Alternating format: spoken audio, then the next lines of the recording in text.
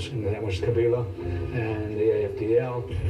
In 1996, the Rwandan and Ugandan armies, backing the rebel movement, the AFDL, fronted by Congolese bushman Laurent Désiré Kabila, invaded eastern Congo. The Rwandan and Ugandan objectives were to clear out the refugee camps. Laurent Kabila's objective was to overthrow President Mobutu Sese Seko. Bizima Karaha was the AFDL's foreign minister. For us Africans, this was the first time we see genocide. That culture had to be eliminated. But there was a second problem. The second problem was that Mobutu was number 2 dictator in the world. He had to be removed. Or what I told him, you go through the door or through the window. After 30 years, the United States made the decision to abandon their Cold War ally, Mobutu Sese Seko. President Clinton sent an UN ambassador, Bill Richardson, to deliver the message to Mobutu. And my instructions were from the U.S. government to say to President Mobutu, we can't support you anymore. We want you to leave the country. And I remember Mobutu looking at me and saying, you know how much I've supported the United States. And I said, I understand that. The United States and much of the world community is increasingly seeing a new breed of African leaders. The dominant vision and narrative was going to be, from that point onward, to support Kabila and to make it happen. I had several meetings with Kabila, and I knew Kabila liked me. We had a little bit of chemistry. I said to him, well, you want a good relationship with the United States? We want a peaceful resolution. We'd like to be able to help you if you're a reformer, if you practice democracy, if you observe human rights. We'll help you. Once the Cold War was over, Mobutu was no longer necessary, and the United States allowed Congo to disintegrate.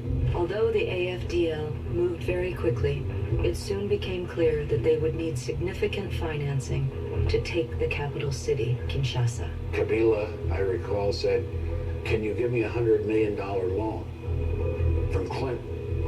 Right then I knew he didn't understand the policy process. One of the things the AFDL were trying to do was round up money. And in the Congo, one of the ways you do that is through giving out minerals concessions. In an effort to finance the war, the AFDL headed directly to the copper and cobalt-rich region of Katanga.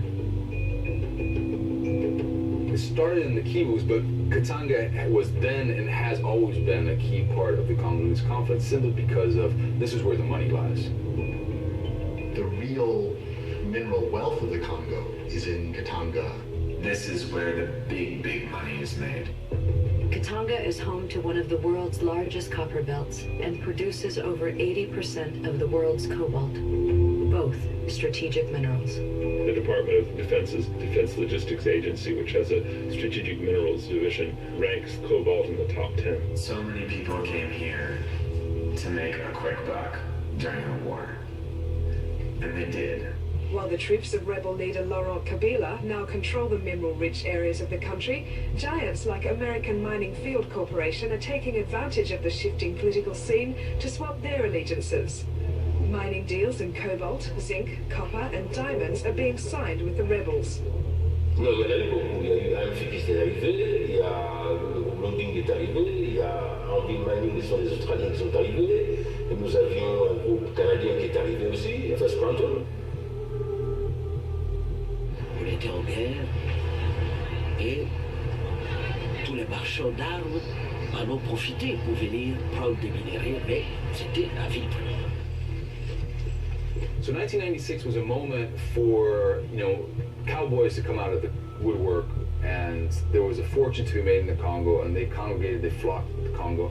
Executives from American mineral fields are busy currying favor with the new regime in any way they can. I think the most classic example was Jean-Raymond Boule, who worked for a company called American Mineral Fields. And he flew with his private jet down to Katanga. He actually lent his private jet to Kabila at a certain point and struck a deal nailing down a very important mining concession there.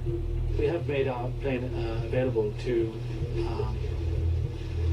certain members, certain leaders of the alliance. They gave $5 million to the AFDL before they even arrived in Kinshasa. They gave $5 million to the AFDL, I believe it was in April of 1997, 1 month before they arrived. So they were doing business with a rebel government, where they hadn't even taken over the official government yet. You know, this is what multinationals do. And you deal with the powers that be, or the powers that you think will be. Just the way it works. It did not go unnoticed that AMF's headquarters was based in Hope, Arkansas, hometown of then U.S. President Bill Clinton. The fact that this was a company whose corporate headquarters was listed as Hope, Arkansas, which no one had even heard of in most of the world except in its relation to Bill Clinton, amplified the perception that this was somehow connected to the United States, that this was the United States itself giving its imprimatur to the invasion and to the takeover by Laurent Kabila. The big conspiracy, the first company that signed a deal with Kabila was American Mineral Fields. Yeah, and I think that fell through, didn't it? Yes, but a significant amount of money did change hands. No doubt. Because you see, the ADFL were looking for money. They wanted it to buy arms.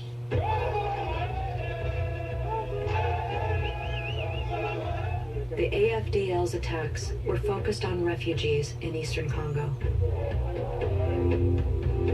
We shall hit badly this camp and kick everybody out without any consideration from the international community.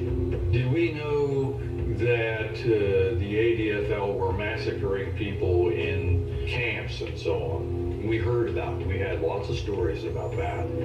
But we also knew there wasn't a darn thing we could do about it. I'm not saying you don't want to, you should accept these things, but you don't want to kid yourself about some of these things. It's a war.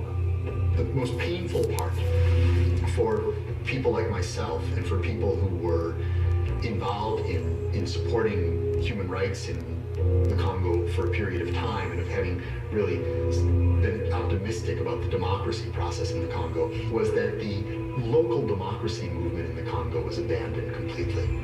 They didn't include the opposition, the Catholic Church, the other forces that had been so important to, and would be so important for building any kind of democratic and accountable society. The United States didn't push for that and didn't do anything to help that happen.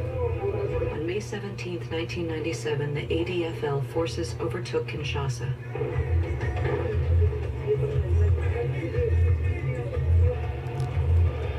Laurent Desire Kabila was sworn in as president of the newly named Democratic Republic of Congo. Moi,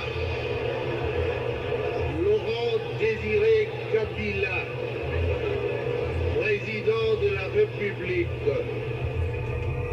We had our own objective as a Congolese. They had theirs. But as far as I know, they didn't use us. Actually, maybe you can also say that we used them.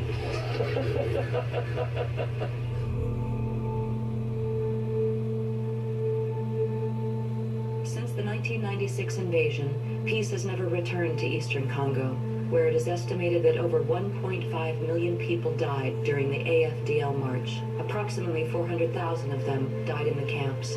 Virtually lawless and ungoverned, armed groups plagued the once peaceful region.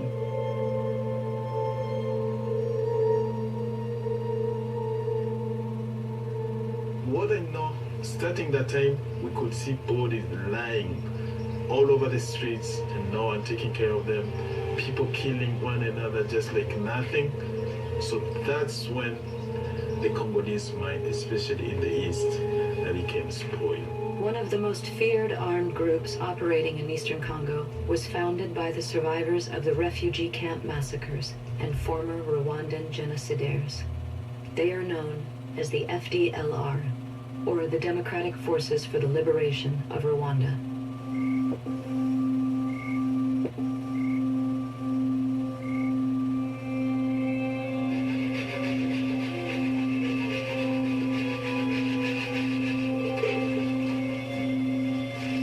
Yote ni FDLR ndio iko naongoza. Kwa njia ni za FDLR. Ndio, mwa hii njia ya kwenda Ntoto, kwa wanakamata wamama kule wenye wanatoka kwa mafuta hapa Ngululu hapa. Tena wanakutana kwa njia, wanawakamata, wanafanya nini watafanya.